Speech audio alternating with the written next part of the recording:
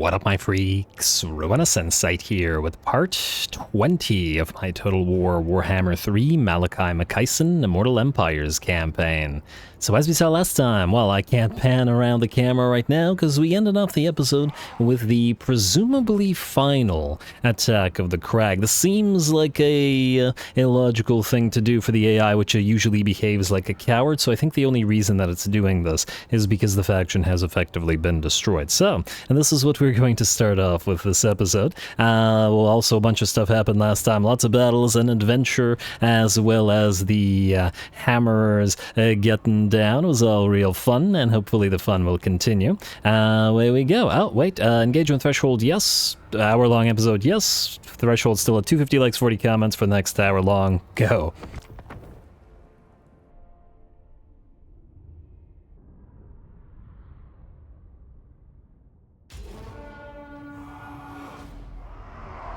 Why are you all following me? It's really annoying. Just go and kill something. Go! Alrighty, here we go. Sonori Granite Hand, the leader of our first Slayer Tide. It's been, let's say, a few episodes since you've got yourself a proper battle, so I'm glad to see the Crag moving in to destroy themselves, but to provide these Slayers a little bit of entertainment. We have deployed ourselves up way up on top of this hill, and because the enemy is attacking us, so why not force them to climb the hill and make use of that elevation, and maybe that'll allow the goblin hewers a little bit more work before the enemy reaches our lines and we can no longer use them lest we destroy our own slayers. We've also got very limited units of the garrison here, which is hopefully going to work out for us as we deployed them out front, since we don't care about them, and the goblin hewers can hit them rather than our slayers. Over in the background, we've summoned our unit of gyrocopters to annoy the enemy marauder horses and marauder hunters with javelins, and obviously since it's a summoned unit we don't care about it, so hopefully that'll work out. Alright, looks like the enemy are starting to take shots, first from our Slayer Pirates pistols, and then second from those Goblin Hewers, arcing those axes into the pile of Marauders and Berserkers and whatnot. There we go, very nice. Gotta appreciate having just a few sacrificial units out front so that we could do this. I actually really enjoy watching the Goblin Hewers destroy piles of infantry, probably a lot more than single big entities. It's not as fun watching a single entity get, I don't know, melted away by these things, I think, but a million axes smashing into melee units is pretty darn fun. Anyway, speaking of fun, it looks like now that the enemy has more or less overrun the basic units of dwarf warriors and whatever we got from the garrison, it's time to send our other units into melee, whether they be Doomseekers or Slayer Pirates. It doesn't matter, as the enemy has been softened up enough that they should have a very bad time against us in melee. Alright, Berserkers, we've certainly seen them do plenty of damage prior to us, fighting on par with Slayers due to them both being frenzied damage dealer type units. But here they are surrounded and getting attacked from two sides and will be wavering and out of there shortly, ripped apart by the Shackled Brotherhood, etc. Snorri and his Dragon Slayer, or one of his Dragon Slayers, continue to lead the front line. Looks like there's a unit of Marauder horses out here who has moved in without moving into melee. Probably a bad idea, as the axes from the Goblin Hewers will fly and rip that poor unit apart. These summoned gyrocopters couldn't handle it, but that's alright, the gyrocopters very much can. And with that, the Crag will break. All their units will shatter, the battle will be ours, and their faction will be done. Very nice. And I guess they will survive, and they may siege us, so we're going to do our best to chase them off. The Slayer army is pretty decent at that. They don't have 48 move speed. Yeah, it's pretty damn solid. Goblin Hewers move a lot slower. But yeah, these guys can certainly chase. They may not be able to chase Skaven, but they can chase pretty much most other factions. Okay, not ogres either, but they can pretty much chase all other factions. Anyway, we can do that off screen.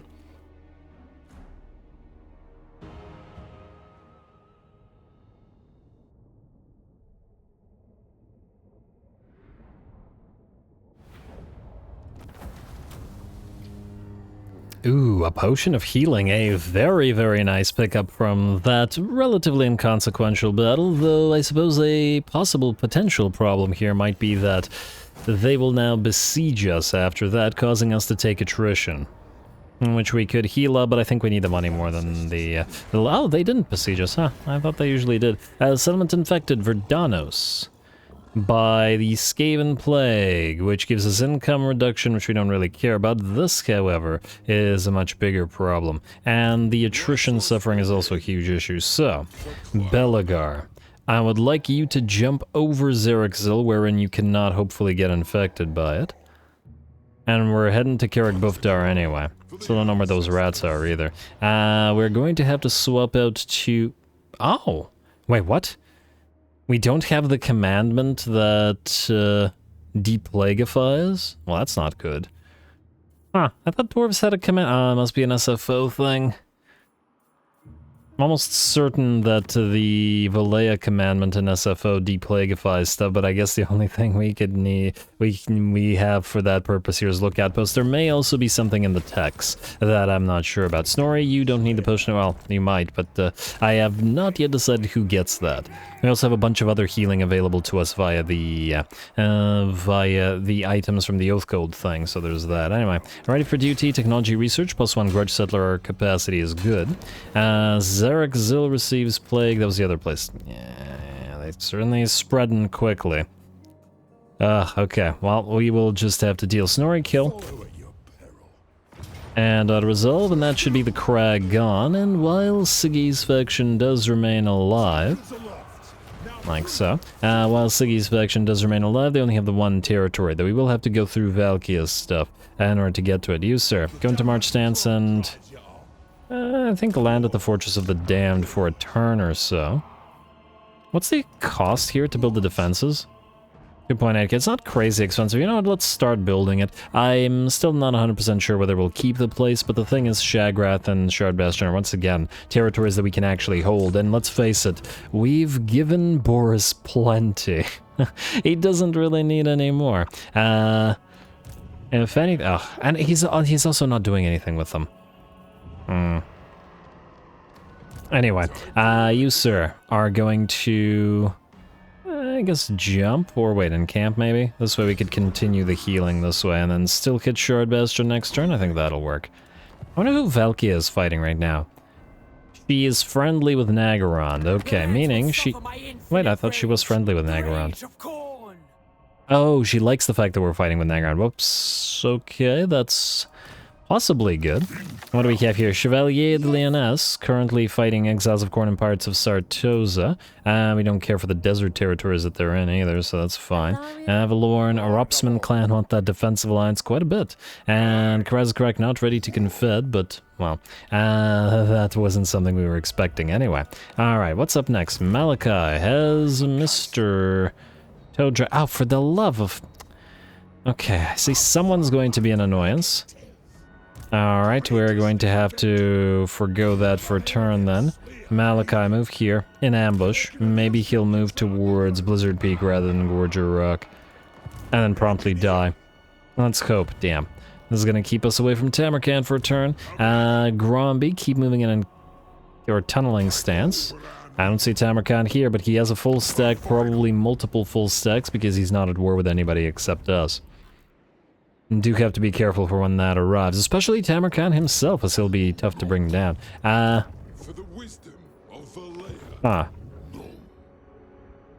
Where are you going? I will admit to some confusion, because I have no idea. You're ignoring the Blasted Expanse. Where could you possibly be going?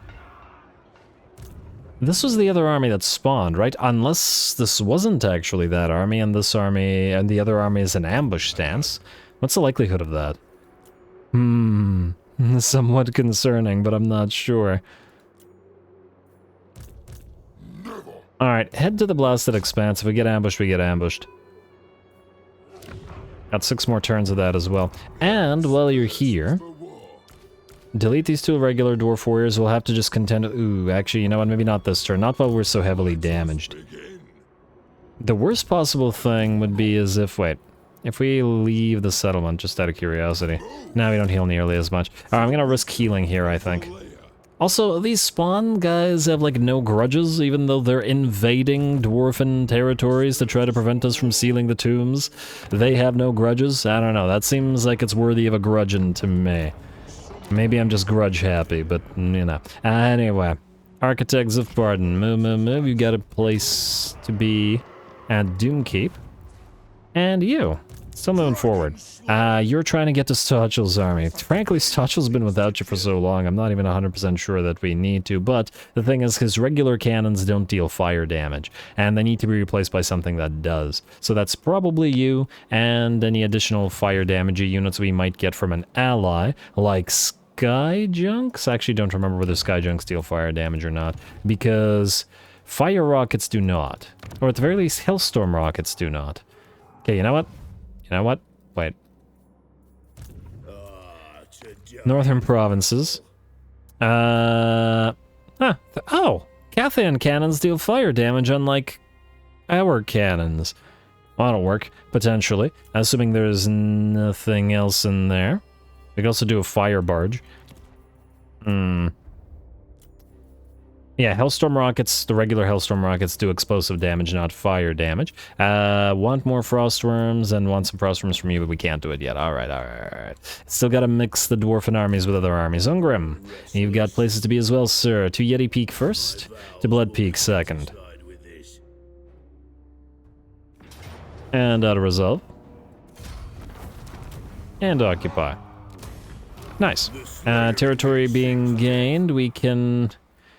Technically, we shouldn't need defenses in these territories. Frankly, the defenses here will no longer be particularly useful to us after... well, shortly. Ooh. I'm worried about this guy going after Vrag. Well, hopefully he'll have to besiege if he does. Damn it, Zatan. You're throwing a wrench into our plans. But that's the Chaos Dwarfs for you. Norgrim Oathforged. Assuming that there's nothing else to upgrade here, and we don't want to proceed back towards Fort Dorjny Vort, where we're currently building a barley field, let's move through Fort Dwarslav. And towards Carrick Doom. Oh, we should be able to reach there. Wait. To Fort Dwarslav first, and then into Tribe Slaughter, and then into Carrick Doom in one turn? That would be absolutely fantastic.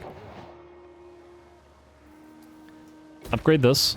Then... what do we have at Tribe Slaughter? Guess we upgrade you. Alright, Tribe Slaughter, like so. 2,000. And then all the way to Carrick Doom. And, ooh, we still need to check for another potential lord. How many more turns? Two turns. Another potential lord for a second engineering corps, but alas, we don't look like we have one right now. Well, what can you do? What were you doing? You were building stuff. We're looking to build it. Guild Marketplace, Granary, and Drinking Hall, and then onward towards the Pillar of Skulls after, hopefully to upgrade the Dwarf Keep there. And then we may stop on by at the Stormvrak Mount because we have to get to... well, you know what, we can loop back around because we're trying to get you to Grimbrindle to transfer some stuff. Namely these things. It's the main reason you're out here, and the main reason that you're still a lord. Costing us supply lines, and ooh, wow, I did not realize that was basically all of our cash. That's a little concerning, admittedly. What do we have here? I can't see what's in their armies. Well, that's unfortunate, but what can you do? Alright, Callan. Go into raiding. I can't do that. Alright, fine. Go into... I guess we could start attacking them both at the same time while we're not dealing with anything else. Alright, fine. Burundan. Stay in our own territory, but to go into a camp stance right at the edge of it. And Callan, since you can't do anything, just do the same thing, effectively. And we can start moving the engineer up there. Nobody needed to make those... oh, you can join the army immediately, can't you? Can we get rid of anything? We don't really need the... oh, wait, wrong army. Peakgate Guard need to be transferred. Alright, fine. Get rid of this unit of Dwarf Warriors. Then transfer... can you two move? Yes, we can. Transfer the Peakgate Guard to you. Temporarily. And then, you go into Callan's army. Pump those dwarfen legs. Alright. We'll need 3 engineers there, I think. to make them fast enough. We also need engineer capacity, which is a problem, but we are building several gunsmiths in several locations, so working on it. Working on it. Grungni Helheim, you... Oh, I'm supposed to replace you, sir. You are going to be replaced right now with Mr... Where are you? Mr... Kurgan Ranulfs. Wait. No. You're not the one, were you? It's Cobalt Redbeard. I only have 2 of these guys now. I think this guy actually needs to be reset, Kurgan Ranulfs. I'm not 100% sure. Also Tactician, but for a boxy, I think. Let's go Disciplined. It was going to be this guy. I am curious about whether the other guy needs a reset, but we'll have to see later. Anyway, you're heading to Firemouth for now. We really need you to leave these damn mountains to travel over there, but for now, we can't just have Ungrim doing everything. I also see an army out here. I mean, we were expecting lots more armies from Grimgors, so... Oh, damn. He could potentially go for Titan's Notch, but I don't think we can avoid that. Alright, well, I'll resolve this. Don't take too much damage, you're fine. And occupy. At least the territorial gains here are pretty quick. Next up, we need the Invoke Runes of Grungni. Armor and physical resistance. Root Marcher, Inspiring Presence. You are going to get Thunderer, because you're going to lead our Thunderer army, as well as Tactician, because the Thunderer army will have some guns with them, for obvious reasons. In terms of guns, they are high enough level, and we'll also need Grimnir's Heirs. But for now, we'll get more Grim's Favored to buff up the cannons. And stand your ground. Next, we will want Rune of Speed, definitely Rune of Wrath and Ruin, and Rune of Oaths, and Steel, and I guess Rune of Stealth. Ooh, wait.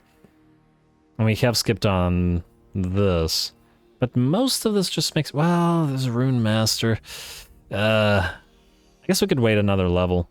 Alright, fine. Let's get a Runic Imbuement and then we'll go into Rune Master afterwards. I just really didn't want to reset the entire thing. Anyway, you have the Anvil of Doom. What do you have in terms of stuff? Just the Wailing Banner. Wait, what? Ah, I got 2 Crimson Gemstones. I wonder if that's a bug.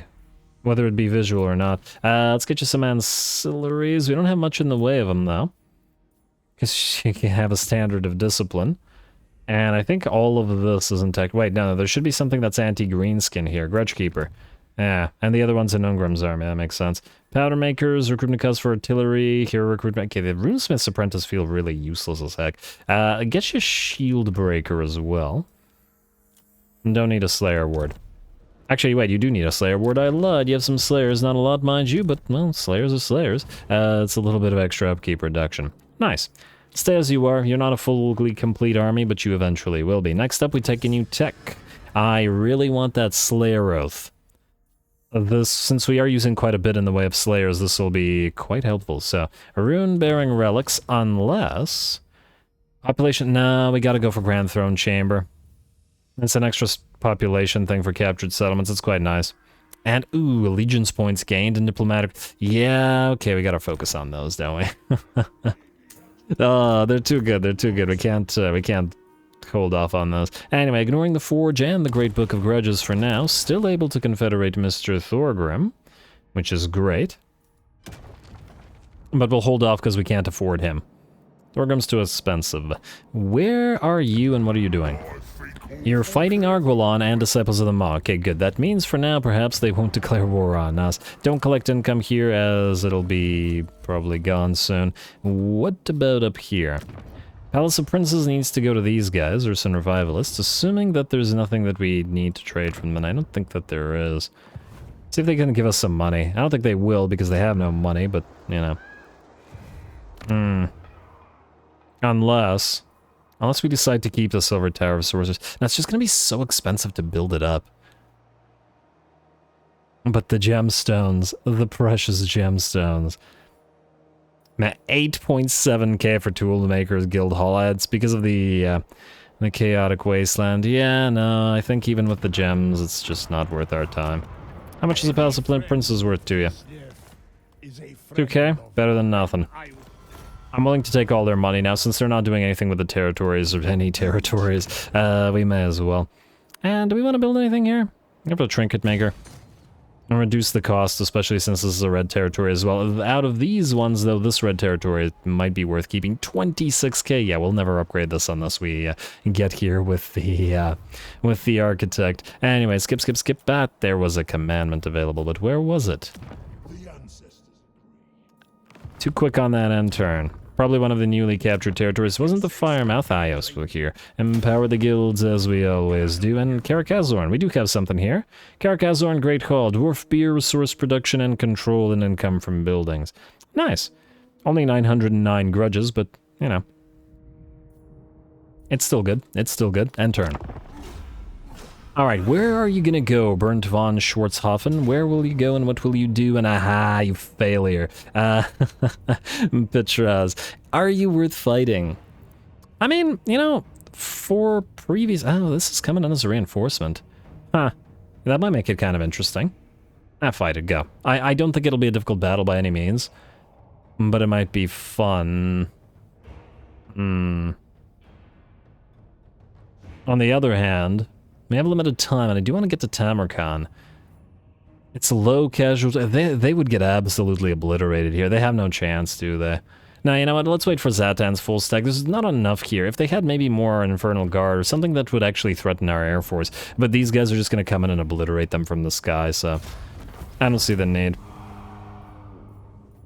Ransom captives. Not to worry, we'll have plenty of battles against the Chaos Dwarfs.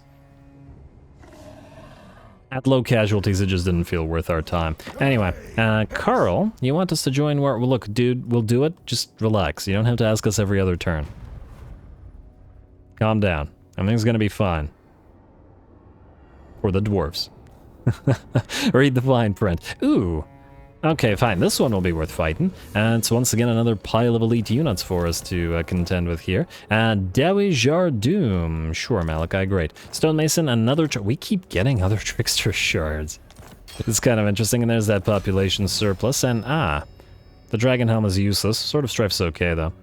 A settlement has been upgraded to tier 5, which means Krakadrak has at last reached it. Nice. And we're once again too far from the challenge stone. Damn you, Chaos Dwarfs.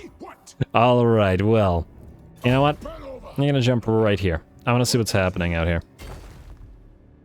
Okay. I see no other armies, so we'll hit the challenge stone and then move on to Dragon's Death, etc. etc. etc. They have wood, marble. But otherwise, probably not worth our time. Damn, I should have built something before moving. Also, Belagar, one turn? Yeah, one turn. Alright. Keep going, everybody. You know what? No, don't keep going. Well, actually, we'll start with the architect. But then... Let's move you. Free upgrade at Doomkeep. And I guess go down to Vard Camp. It's not super expensive, but it's kind of on the way to other stuff. There's some stuff we can upgrade here. And then loop down towards Troll Fjord before coming back around to Monolith of Bjorkil Bloody Hand, wherein we can upgrade that to tier 4, and then move back around this way to hit the Tower of Crack and upgrade the stuff there. And possibly the Sarlin Cabin and Forbidden Citadel. By the time we get back around, we'll be able to upgrade you to tier 5 as well. Alright, that works. That works indeed. So, ignore the Doomkeep Purple. Go to the Vard Camp. Oh, actually, Vard Camp's quite close. Wait. Might be faster... You could build it at Vard Camp, ignore the thing at the Monolith of Catan, because this won't actually be needed forever, so maybe tier 1 is fine. But we will need more engineer capacity, always ever more engineer capacity. And ignoring this might be easier to head down this way, rather than looping around. I think that'll be the case, so let's do that. Screw Monolith of Catan. Sorry, Catan. Anyway, that was all a lovely distraction, but we've got more fights to fight. Herman von Falkenstein, man, these guys are spawning some nice, some good stuff. Let's fight again. King Lun, you got work to do, sir. Let's get the Razor Standard on you guys. We'll definitely want the Peak Gate Guard. We definitely want that Rune of Courage. Or Stoicism. Wait. Who do we put the Rune of Courage on? The charge bonus is only for non-character units, meaning you'd still get the Rune of Courage if we put it on you and you're kind of in the center affecting everybody near you. And if the Thanes stay near you as well, then they will be transferred it, which is nice. Let's get the War Banner. Leadership on...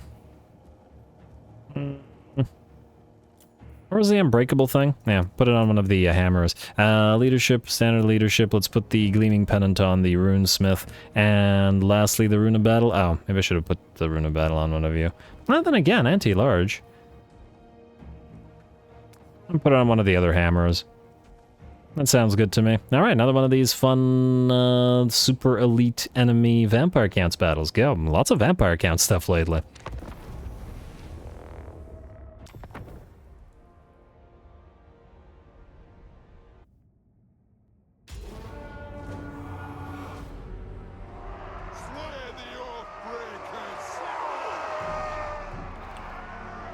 Alright, I guess we'll slay the Oathbreakers. I'm not entirely sure which oaths the vampire counts have broken, or which oaths the vampire counts the dwarfs may be aware of, but anyway. Here we go. Should be a pretty darn fun fight, and we do have the garrison units here to rely upon as well. What this means is that we are looking to take as much damage on our garrison units, rather than our main hammer army, as possible, as the hammer army has other stacks to take care of, and hopefully we can preserve their HP and not have the need to heal up. We also don't have a Dragon Slayer in this army, meaning they won't heal quite as fast as armies with Dragon Slayers. Anyway, we're getting everybody set up, but it looks like the enemy won't let us quite complete the setup, but that's alright. The two units are the Trollhammer torpedoes, which have been added to this army, are going to be really helpful, as this particular force has 3 units of Blood Knights. They're going to charge on in, get bogged down in Dwarf Warriors, and we're probably going to take a few friendly fire hits to us. But between the Quarrelers, Thunderers, and Trollhammers, this unit of Blood Knights should be in pretty darn bad shape. Trollhammer's pretty great at knocking out infantry, after all. There we go. Very, very nice. Alright, that one worked out pretty well, but it looks like we've got more enemies charging in. Once again, the Black Coach leading some Black Knights moving forward, but just as we did the first time when we fought one of these tomb sort of closing spawns, we send the Hammers together with the Frostworm to countercharge the enemy Black Coach, and they should be able to rip it apart with no problem at all, especially with a little bit of help from the gyrocopters hovering around up there. Looks like the Blood Knights move away, leaving space for the enemy to send in some Vargeists to the front lines, but they continue taking shots from the Trollhammer torpedoes, Quarrelers, and Thunderers, and are losing numbers pretty darn quickly, dropping down to about 15% HP, and will begin to rout or shatter or disintegrate, crumble rather shortly. Anyway, it looks like the enemy has moved in some more big boys, a Mortis Engine as well as a Vargal, plus the Lord, and they are now going to be the new focus of a decent number of our range units. As you can see, we're still keeping most of our hammer units in reserve, and even our Lord and Heroes so far are only just now looking to enter the fray, simply because, once again, we're looking to preserve their HP as much as possible. Alright, the Frostworm anchoring the line quite effectively here. We're going to send the Miners in first to absorb hits from the enemy Blood Knights and Crypt Horrors, while the Hammers move in to do the damage as well. Trollhammer torpedoes knocking out those Crypt Horrors on the flank pretty effectively by the looks of it, and the Blood Knights and Crypt Horrors begin to crumble away, while the Mortis Engine in the center collapses under the ministration of the Lord and Thanes together, and the enemy's slow movers have finally arrived. Graveguard charging in, soon to be followed by Necromancers and Corpse Carts. Of course, the Great Weapon Graveguard versus regular Dwarf Warriors is a terrible matchup for the Dwarf Warriors, and Graveguard should carry the day easily there on the front lines. As we can see, Dwarf Warriors have lost about 30% of their HP, and the Graveguard are completely unhurt due to their heavy armor and the lack of armor piercing on basic Dwarf Warriors. But that's just fine. They're here to hold the line while we do damage in with our specialist units and with our range units. Our Thanes and Lord move in to go after the enemy Strigoi Ghoul King, who's used an invocation of Nehek on himself but is still down to about half HP, and will probably not be able to take on 3 of these guys. And there we go, looks like the Strigoi begins to crumble away. and will drop, and that should be a pretty significant morale shock to the enemy army. There's still a necromancer, or corpse guard rather, here on the field. The other corpse guard is in the center, but it looks like the enemy's left flank is completely done for. The grave guard remain, and the right flank is still fighting, but I warrant not for long. Or I wager. Yeah, I warrant it as well. As it's pretty darn unlikely. Alright, and the grave guard will crumble away, and it looks like with that, the battle is ours. The last of the units will be this corpse guard with balefire. And there we go. Once again, happy with the performance of this particular army, and what the units of Frostworms offer to us. Generally speaking, any kind of big ol' unit would have served this purpose quite well, as the dwarfs lack big ol' monstrous units, insofar as you can't count thunder barges as them, or I suppose, no. I was gonna say the anvils of doom, but they're too fragile. Their runesmiths on them or rune lords upon them are just too fragile. Anyway, the big old monstrous units that the dwarfen roster lacks are really, really quite nice when you add them to the roster. They work quite well with them, as the dwarves hold the line admirably, allowing the monsters to anchor them, but also to dish out damage without fear of being surrounded and destroyed quickly. Anyway.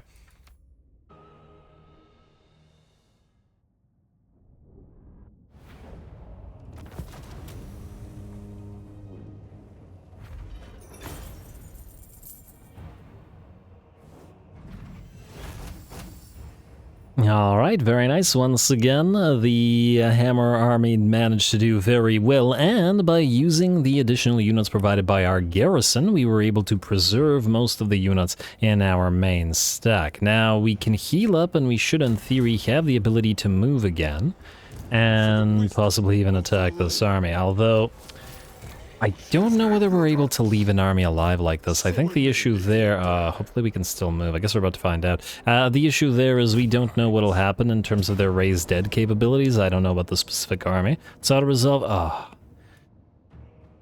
I'm very worried about the frostworm. Okay, you know what? If it, let's see if it kills the frostworms. No, they're fine. Okay. Single entities, there's always a concern about them in that regard. Are you still able to reach the enemy? Ooh, another guildmaster. Nah, you're not. All right, so oh well. Head back to the blasted expanse, I guess, and wait for this guy to presumably bypass you. Oh, it's got some Vargeists in there, not bad. All right, stonemason is good, and I guess you're sitting pretty again. Now, speaking of. What do we do with you? Ooh, we can get Prestigious Descendant and try to get to Hack and Slash. Won't be able to reach it quite yet, but shortly. Lords in Waiting will be completely useless for your army, so there's no need to waste points on it. I guess we're going for Grudges to settle, and trying to get into Hack and Slash. I guess Hero of the Council isn't too useful either. This will buff, what, 2 units right now? It's really too bad that this doesn't affect hammers and other things. I guess Hero of the Council. And then into Hack and Slash after, which will affect hammers, giving them a significant weapon strength buff as well, which is quite nice. They're also leveling up quite nicely, so they'll be able to take advantage of their rank 7s relatively shortly. Revered Thane, yes to Glittering Scales, please. And ignoring Dowie Authority, because it's not super useful, and let's get Blade Shield. You, Forge Fire, and ooh, we have both Sharpen Weapons to get even more damage. I believe it's a 10% on the hammers, or we could get them a little bit of armor. They're not the most defensive units, but I think since we're sort of all in on the damage, we'll go for Sharpen Weapons. I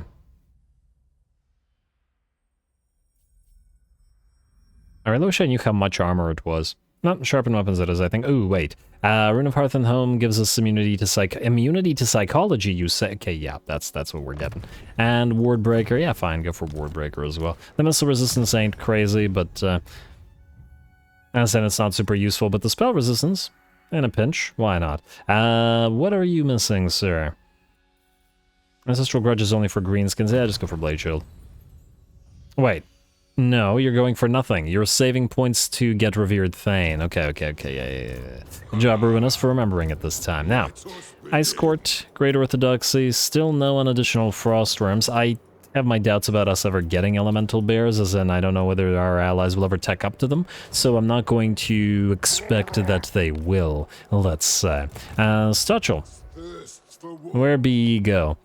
That made sense. Shard Bastion, I guess we're declaring war on these guys.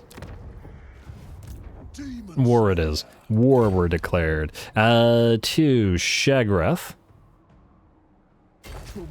I'm concerned about the army, the last army of Sigvald suddenly appearing and hurting us after where we've auto-resolved and taken damage, but it looks like we're okay here. You're at war with Naggarond. We are also at war with Naggarond, so we can't ask them to join. Alas. By killing you, we're also technically powering up Naggarond, but while I'd rather these armies actually do things instead of nothings. So, declare war we shall. Don't bother calling allies, though. Alright. Well, lovely that you're holding all this icy territory for us. We'll have a new sort of part of our empire. And occupy. And immediately build it. And I guess collect the income as well, and... Dwarf Tinkerer's Shop? No. We're a little bit too poor right now. Can't risk it. Gromby, you are very much on the approach to the plains of Zanbaijin Gallows Tree. We can certainly reach the Gallows Tree now. Well. I wasn't expecting that, but Tamarkan is right there. I wonder if he will defend or whether he will see fit to attack us instead. We gotta prepare for it just in case. Unfaltering into Revered Thane, sir. Runesmith. You've got Wardbreaker. Warbreaker is a novel by, what's his face? Sanderson. Rune of Negation, not a Warhammer novel. Rune of Breaking, not crazy useful against a lot of Nurgle stuff. Get the emergency Rune of Negation, I think. We still want Strike the Runes as well. But we can also max out our sharpened weapons, as it'll give additional range missile damage. What about you? Ah, yes, Zufbar 42-pounders 1, 2. Zufbar 42-pounders, just the one looks like, but still good. Sapper 42-pounders, beautiful. Alright, more uses of those. I'm going to assume that the uses stack and will be able to be useful repeatedly. Tamarkan, what do you have here? A couple chosen? Huh. Funnily enough, it's quite similar looking in some ways to my own early game Tamarkan army. Huh, go figure. Good job, AI. Yes. Odd that it's so similar, but, well. I suppose it's because he gets additional units. Now, what do we have here? Cobalt. 1, 2. Do we have defenses here? We do, so a lot of enemies hold up in there. I wanted to send you to Karakazorn. And is this a caravan? Okay, it's just a caravan. It's just a caravan. I was concerned that it was a, whatchamacallit, have you wiped Goldtooth out? Oh, 1 second. An army that would take territories that rightfully belong to us. You are not at war with Goldtooth, and you're not trading with Goldtooth, meaning he's likely dead. Lore-wise, Goldtooth and Jiaoming are friends, but Jiaoming is a bit of a maniac, constantly snorting warp stone. But anyway, let's see, what else do we have here? I just want to take a quick look at what's going on in Cath. It's not so bad. It's not so bad. Did I ever build an outpost with you? Oh, no, but, huh, wait. Oh, it's a Sky Lantern. Wait, but it's tier 4. Fuheng, you. Wait. We need the Defensive Alliance back up and running. These guys almost have Sky Junks. Together with Thunder Barges at last. I've been trying to get this to happen in my Empire campaign for ages. But they have the tier 4 building, which means they're 1 upgrade away from being able to construct them. I really wish whatever happened didn't undo our alliances, but what can you do? Anyway, we'll probably have to trade them a territory. Now, what do we do about this? I think the only thing we can do is attack. I guess the question is, will they fight on the field or will they run? They should fight, right? I would imagine they should, because our army is kind of meh. This army. Got lots of cannons, but otherwise, yeah, alright. I think this is worth our time in terms of fighting. Not yet ready to get to Zufbar 42-pounders. Let's get to you, Sir Sapper. And let's get the Thane towards Revered Thane. So Inherited Arms, Unfaltering, Revered Thane. What are you missing here? That's good. Blade Shield. Alright, and that looks good to me. Cobalt, I guess you're back into the fight, sir. Let's try a field battle. Let me think about it. No. I mean, I guess the settlement battle, a minor settlement battle, mind you. Wait, Gabo track, no, this thing. Adds defenses to the settlement. Battles fought here will be unwalled settlement. But it'll make the battle... Okay, wait. So if we attack them here, the garrison will be guaranteed to be destroyed. But if we win in the field, these guys will run away either way. I'm just concerned about where to send Ungrim right now. On the other hand, if this guy backs away here, he might not back away far enough. I'm not entirely sure.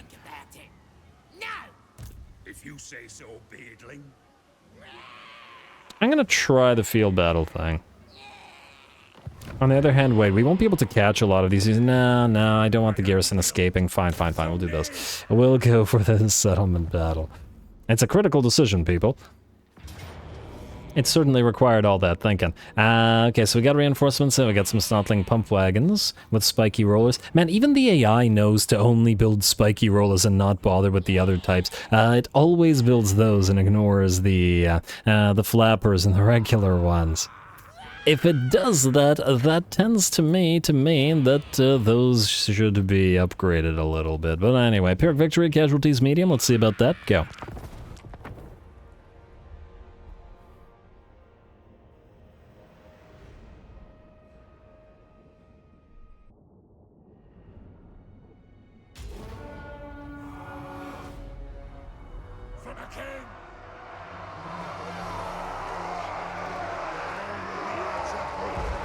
Alrighty, for the king indeed, and here we go. Anvil of Doom and Norgrimling's Ironbreakers. We haven't had our chances to use these guys a lot, or at the very least Ironbreakers in general a lot, but of course we do intend to build an army or two that are based around them.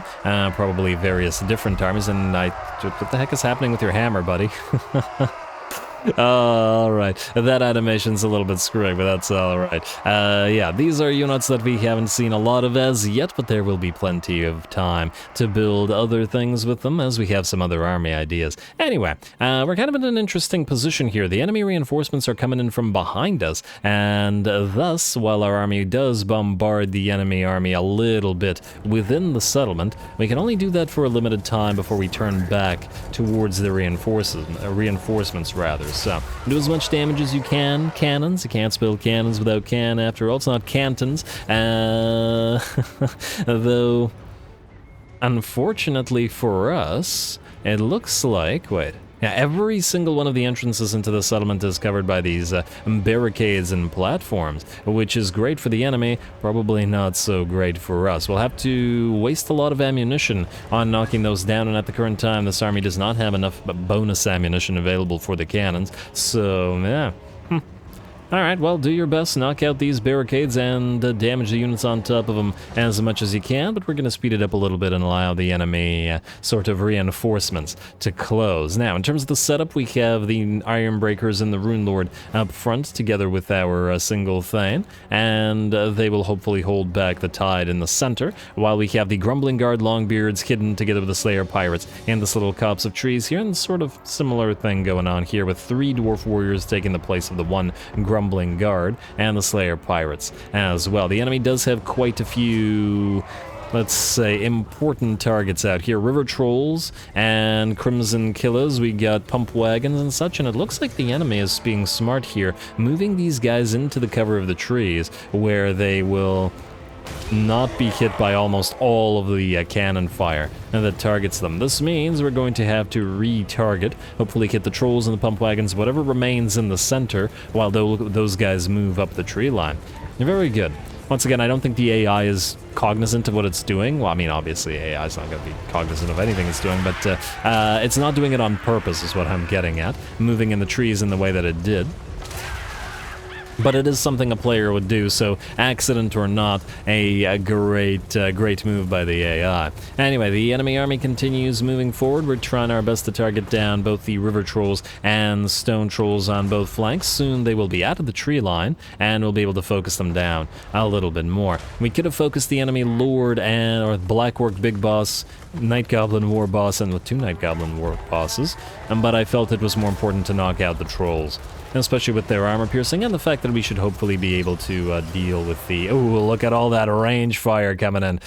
Should be able to deal with the bosses as we please. And yeah, we still haven't... we still don't have our Grudge Raker / Thunderer army as yet, but it's very nice to see them fire. Oh yeah, I love that sound. I mean, Chaos Dwarf blunderbusses are also really fun, but yeah. Oh, that's beautiful. That is absolutely beautiful, and it's pretty darn high damaging as well. The enemy continues trying to make their way forward. The Iron Breakers will hold the center. Our Grudge Rakers rather, will go after the Crimson Killers Black Orcs, and hopefully, between knocking them back with their shots and dishing out the damage, will prevent them from achieving all that much. Out here, the Broken Tusks mob, Orc Boar Boy Biggins, a Regiment of Renown has charged forth, but our Grumbling Guard will hold against them. And these guys are pretty darn solid in melee and got armor piercing as well, so I imagine, especially with the tree debuffs on the enemy orc units, the Broken Tusks mob don't have much of a prayer. And the Norgrimlings are holding very admirably in the center, in fact have not lost a single unit, and we've even popped entrenchment on them, giving them a 20% extra physical resistance. The enemy not only will not be able to really charge through them, but any friendly fire coming in from our own units of Grudge Rakers will be doing that much less damage to our own.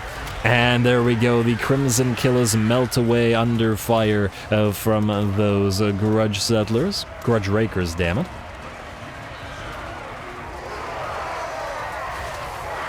And the fire will continue until morale improves. Alright, my morale is pretty good in this particular battle, though. Oh, it's really good. This is really good. I'm loving all the overlapping sort of streams of fire. The shotguns, the Slayer Pirates with their pistols, the Thunderers and cannons screaming overhead. Beautiful sight. Especially when it's the Orcs we get to destroy. Alright, and in the center, the Iron Breakers continue to hold. Of course, the enemy Gobos have no chance against us. 3 Iron Breakers out of 120 have fallen, and nothing has really reached them. It also enables us to sort of move around the enemy blob and get the Grudge Rakers firing into those units while they're held back by the Iron Breakers. There we go. Oh, this is fantastic. I can't wait to use more Grudge Rakers and more armies. Anyway, out here, the enemy Black Orc Big Boss is attacking Cobalt Redbeard, our Anvil of Doom riding Rune Lord, but he only has 47 melee defense. And that puts him in a rather dangerous position. Hopefully, between the Iron Breakers and the other units in there, we can knock him out. Otherwise, it looks like the main... Well, I guess I would call... I was wondering what I would call the main army. Is it the settlement forces or is it the reinforcing forces? I think between the Broken Tusks mob and the Crimson Killers, these guys are probably the more important aspect of this fight. Anyway, we still have to bring down the 2 Night Goblin war bosses and the Black Orc big boss here. But we're going to move away and let the Thane lead the Iron Breakers to the enemy's destruction, as the Rune Lord has already lost about half its HP and we don't really want to lose any more. The Grumbling Guard have destroyed the enemy Orc Boar Boy Biggins and are now going to move in and help the Thane out and knocking out the enemy Lords here. But pretty impressive for how long the Gobos are holding here. 63 melee defense, more than our Rune Lord. Of course, the Rune Lord doesn't have anything invested in him being more defensive and is supposed to be a support unit, but still. Still somewhat concerning.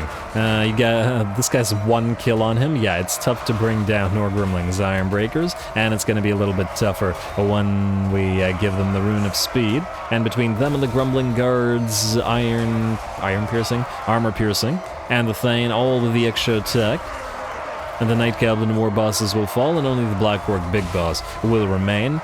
His defense lowered further by a Helm of Discord. But he's still holding. And I decided to send the Rune Lord back in. Why not? Why not? He may be a fragile Rune Lord, but he's still a dwarf, damn it, and he wouldn't pass up the opportunity to whack away at a Black Orc Big Boss, I think. Anyway, with that, the Black Orc Big Boss is exhausted, shaken down to about 15 to 20%, and a few more hits will see him out of there. I think, I guess one minor issue with the Anvil is that it allows less of the infantry units to close the distance, because it'll block them, right? Damn, this is a very... Oh, it's Scram de Ruffy. Oh, wow, this guy is a... is a guaranteed spawn, like Emmanuel Posner for the vampire counts. He's always available, I guess, to Grimgore. Maybe this is his starting Black Orc Big Boss, I don't remember which one it is, but he appears every single time, so, yeah. Nice to see. Nice to see him act pretty effectively. Anyway, in the meantime, it looks like we have begun the assault on the enemy settlement here. They've probably been sitting in there hearing the sounds of battle outside their camp and their friends being slaughtered. I think in these situations, the AI should be programmed to sally out. I mean, they really should work on the sally out aspect of minor settlements for the AI in general, as when you have just a ton of artillery bombarding a settlement into submission, there's no reason for the enemy to sit there and take it, rather than sally out and attempt to destroy you. But in these cases in particular, when they have reinforcements and the reinforcements engage the enemy, which is us in this particular case, they should really sally out and help the reinforcements attempting to crush the invading force between their armies, rather than just sitting back and waiting while the reinforcements get destroyed. On the other hand, who knows? Orcs and Skaven, I feel like they might let the reinforcing forces be destroyed. On the other hand, they're also opportunistic, and they would be fairly likely to take the opportunity to damage a distracted enemy and hit them in the back. So, yeah, or at the very least, the Skaven would. The Orcs, well, the Gobos, yes. The Orcs would probably more so be drawn to the sounds of fighting. Anyway, we move our Thunderers with Grudge Rakers forth, together with some Dwarf Warriors and Quarrelers, continuing fire support from the units of cannons as well, though I believe they're pretty much out of ammunition at this point. Firing up on the hill with the Grudge Rakers, probably not super effectively due to the hill blocking plenty of shots, and the fact that we're at essentially max firing distance, but actually not working too bad. Even with roughly half of the projectiles probably hitting, and many of them sailing overhead, it's still working. Plus, these are merely orc archers, orc arrow boys. And they're too fragile to take too many of those. Anyway, continuing to make our way inside the enemy settlement. Looks like we're trying to knock down those barricades with what little ammunition we have left. And it looks like another platform is here. And damn all these platforms. Gonna try to do a little bit more damage with our Quarrelers on the units, whatever up here. To the units, that's the one. Me fail English? That's impossible. Anyway, Orc Boar Boys trying to countercharge us, but fortunately we move both the Thane and some Dwarf Warriors in before the Northernlings Ironbreakers, before these guys can get around and start attacking our Thunderers or Quarrelers, who continue to fire down upon the enemy range units. Alright, Boar Boys need to be taken care of, but taken care of they will be, down to about half HP already. These guys blocking each other off a little bit. I was hoping to send the Ironbreakers forth, as they're not really threatened by the regular Boar Boys, rather than have the Dwarf Warriors do it. And there they go. Oh, what the heck? The heck's going on with the textures here? I guess there's supposed to be like a puddle here or something, because that look is freaking me out. Yeah.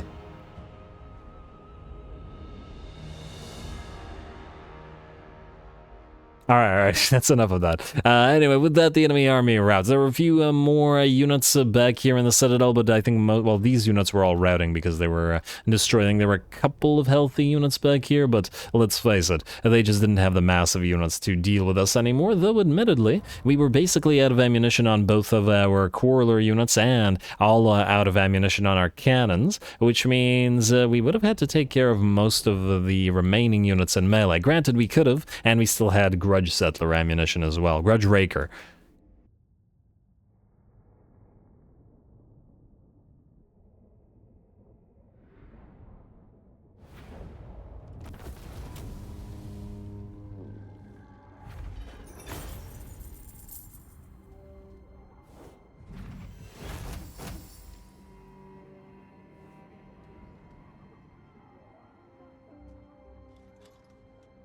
Alrighty, very nice, effective, systematic dwarfen. And a few of the enemy units will remain alive, but we pretty much destroyed everything there. A little bit of damage on our lord, and that was somewhat my mistake of sending him in the first place, as I probably should not have done so. We take the place at tier 2. But we can immediately upgrade it to tier 3 should we want to, though I don't think right now we do. We also don't really need this building here, at least not at the current time. Another stone mace, and everybody gets a stone mace, and then I take it we can't reach this guy out here. No, we can't. Oh! Huh. But it looks like moving out of the settlement prevents us from moving, which means he's stuck here now. That actually worked out. It was totally on purpose, guys, totally on purpose. Anyway, you, sir. Don't go into March stance. You can still reach the Veil of Titans by the looks of it next turn either way, so just move on. And that'll allow us to send Cobalt south to Karak Azorn. And we're still gonna need 2 armies here. Huh, Case of Jar. Well done. These guys they certainly have Clan Rictus on the back foot. I don't know whether they're themselves on the back foot against Clan Moors out here, but at the very least they're holding. Still need to take Karak Azul and Karak 8 Peaks out here. Hopefully they don't lose Black Crag, but once again, I don't think we can afford to confederate them at the current time. Anyway, let's see what else we've got going for us. Norgrim Forged. You, sir, can build another one of these stone. It's a little bit expensive, I think. Probably not worth it. I guess you're going to the Pillar of Skulls then. I mean, you were always going to Pillar of Skulls, but yeah, go like this so that you don't suffer attrition. And, well, actually, there's probably a lot of... yeah, I probably shouldn't have done that. But anyway, Pillar of Skulls, 4 turns, gonna take a while. We can ignore it. Oh, actually, we can build it next turn when it'll be much cheaper due to Belagar reducing it by 30% next turn. Not here yet, but he will be. As soon as we end the turn, most likely Tamarkan will attack Grumbrindle. Man, if he has another army, this is gonna be very dangerous for us. We don't know whether he does or he doesn't, but I guess we will be finding out rather soon. Let's see, Kingland Ironhammer, Rorik Cromson. I really don't like that. They're traveling through our territory. Karakazor has defenses now, Karbufdar doesn't, sort of not yet. Belagar, you can't quite reach Bufdar, but you do need to transfer troops, so you're gonna move here. We do know that there was a rat army around there, but, well, we'll just hope that we can stay away from it. Alright, like so. Then, Rorik. Iron Drakes, Flame Cannons, and Grudge Throwers. All quite nice. Guess the question is, do we move them somewhere? Do we transfer them via Rorik somewhere else? Really am disinclined to lose the Grudge Settlers, Iron Drakes, because they're pretty rare and we're not really acquiring them via this. At least it's pretty unlikely. And the same, the Flame Cannons Grudge Settlers are fantastic. The Grudge Throwers Grudge Settlers are fantastic. Yeah, we should keep them. We should keep them and transfer them. So what we'll do is swap out you, Bugmans, for all of the Quarrelers.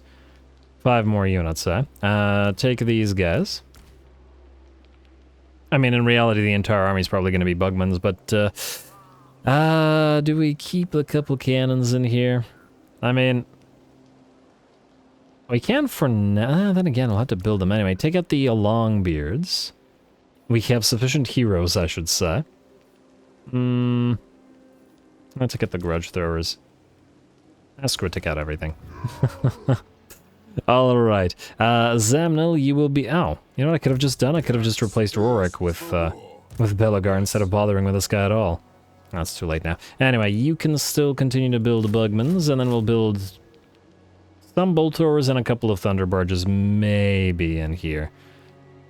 Maybe. What's the range on Bolt Throwers?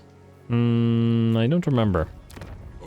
I don't imagine it's the same as cannons. We've got 340 range versus 440. They're quite short as well. Honestly, even with them getting buffs, I fear that they're still going to just be way inferior compared to our other units. Anyway, Rorik, stay here. And just for now, we have to transfer units anyway, and I don't want you to travel as yet. I want to keep these units around just in case these guys attack us, or just in case the rats come around and we have to do two things at once. Skavenblight still has to be our target. And we need to fight them in the field, most likely. We'll need artillery for it. Yeah, you know what? I think in order to take Skavenblight, we'll have to send cannon that way. Seems like the thing to do. Alright, then you are going to march stance. Briefly transfer the cannon back. Only 2. Gotta go with 3. Transfer the cannon back. And ignore the grudge throwers, and everything else we will ferry over. And then the cannons will be replaced with the bolt throwers, at least I think. Anyway. It's not a placeholder army, it's mostly Belagar's army. Callan D. Brown, Brendan Stoneheart, I would like for you guys to do these adventure battles, but we don't know how many territory or how many forces Draika has out here. Essen should be a really quick and easy auto-resolve, but then what will happen? Where could Draika move that could be a threat to us? She could try to move towards Karakungor and Karakaraziak, but they are defended. I'm going to assume that we'll be okay. Out of you two, who wants to do the attacking? I guess Barundan. Mostly because he's a lower level. Alright, go here. Barundan, strike. And... she's got 2 full stacks here. Can they reach us here? They can reach us here. Alright, let's hope that the auto-resolve doesn't absolutely rip us apart here. It very well could. Are you at war with anybody? You are not at war with anybody. Well, they were then going to declare war on us as soon as these armies were gone, because the AI really likes to declare war when other wars are not happening. So, we'll auto-resolve Essen, and assume that it won't... 24 units lost. Okay, that's annoying, but fine. And we will just occupy it, I think. We will be trading these to our allies. Maybe Kislev. Hey, another guildmaster. Ooh, that actually reminds me. Another guildmaster. Ranked up was having a large income via trade. Thanks. Unexpected. I think we had another one. But anyway, I think, folks, with that we are pretty much... Ooh, hello. I want the conventional one. I also... Okay, you know what? You need to be on field, but I don't know whether you need to be on field here. Do either of you, or will either of you have a significant amount of artillery? I'm not sure. But we can get the hardy one. And we'll need a third. Why did I build you here instead of at Eschen? Because I'm stupid, that's why. That's the answer to all questions. I don't know which army you would go to. At least not at the current time.